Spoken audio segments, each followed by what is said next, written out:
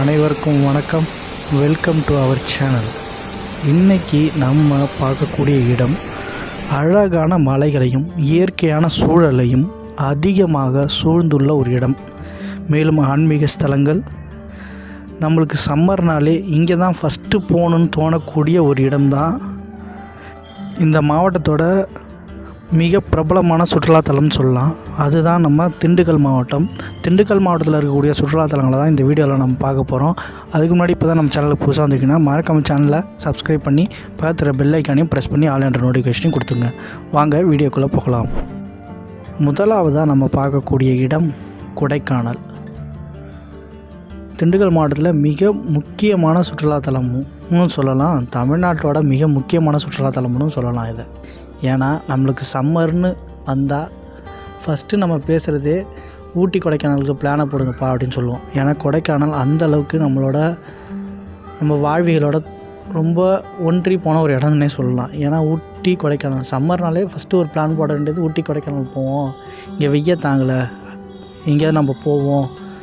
Hill station நம்மளுக்கு தமிழ்நாட்டில் இருக்கிறவங்களுக்கு எல்லாருக்கும் ஹில் ஸ்டேஷனாக ஃபஸ்ட்டு ஞாபகம் வருது ஊட்டியும் கொடைக்கானலும் தான்.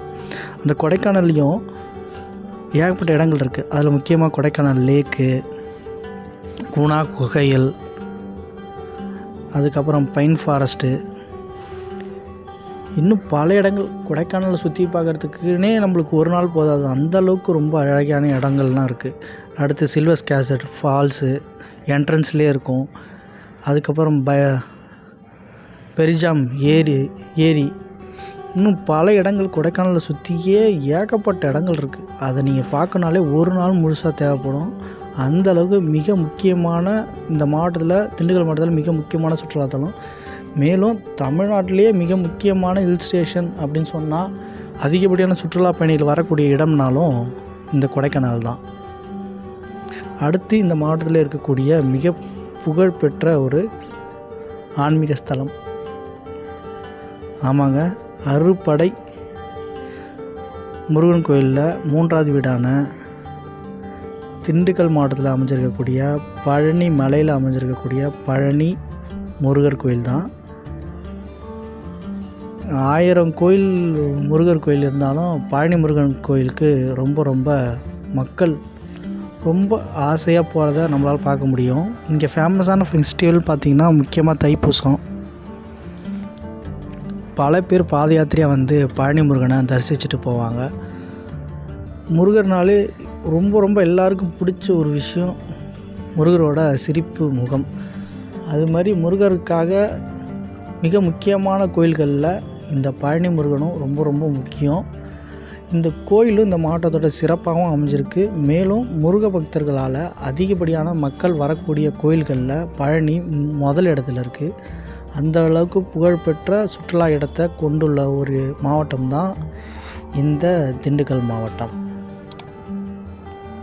அடுத்து இந்த மாவட்டத்தில் இருக்கக்கூடிய ஒரு கோட்டை, புகழ்பெற்ற கோட்டைன்னு பார்த்திங்கன்னா திண்டுக்கல் மலைக்கோட்டை, கல்கோட்டை, எது வேணால் சொல்லலாம், பாறை கோட்டைன்னு கூட சொல்லலாம். இது கொஞ்சம் தூரம் நம்ம ட்ரெக் பண்ணி மேலே போகிற மாதிரி இருக்கும். மேலே கோட்டைகள் அமைஞ்சிருக்கு, மலைக்கு மேலே கோயிலும் அமைச்சிருக்காங்க. இப்போ கொஞ்சம் சிதறம் அடைஞ்சு தான் இப்போ காண முடியும். ரொம்ப பழமையான கோட்டை, 15th செஞ்சுரியில் கட்டப்பட்ட ஒரு கோட்டை தான் இந்த கோட்டை.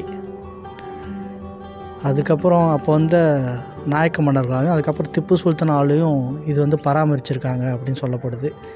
இப்போ ஆர்கியாலஜி டிபார்ட்மெண்ட்டுக்கு கீழே இந்த கோட்டை இருக்குது.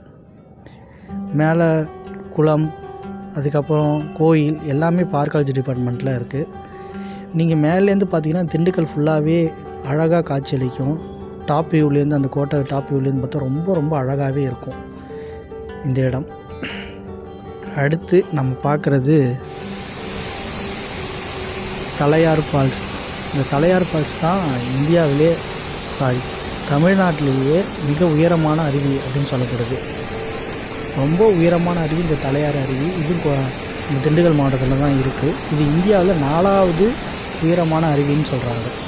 ஏன்னா மலை உச்சிலேருந்து தண்ணி சொல்கிறதால இது ரொம்ப உயரமான அருவி அப்படின்னு சொல்கிறாங்க. இப்போ ஃபாரஸ்ட் டிபார்ட்மெண்ட் இதுக்கு ட்ரெக் பண்ணி அலோவ் பண்ணுறதில்லைன்னு சொல்லிகிட்ருக்காங்க.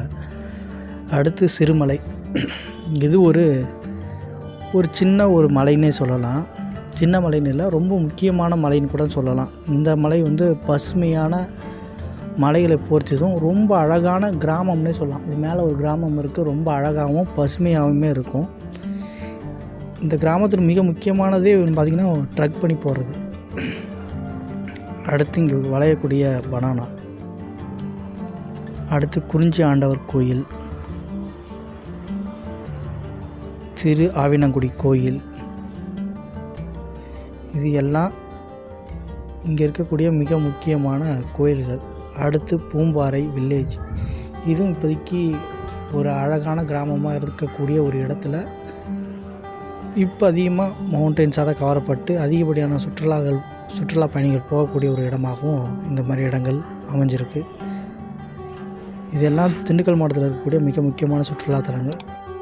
இந்த வீடியோ கொஞ்சமாக யூஸ்ஃபுல்லாக இருந்திருக்கும் நம்புகிறோம். இந்த வீடியோ பிடிச்சிருந்தா மறக்காமல் சேனலை சப்ஸ்கிரைப் பண்ணுங்கள். பக்கத்தில் பெல் ஐக்கானை ப்ரெஸ் பண்ணி ஆல் என்ற நோட்டிஃபிகேஷன் கொடுங்க. தேங்க்ஸ் ஃபார் வாட்சிங். நன்றி, வணக்கம்.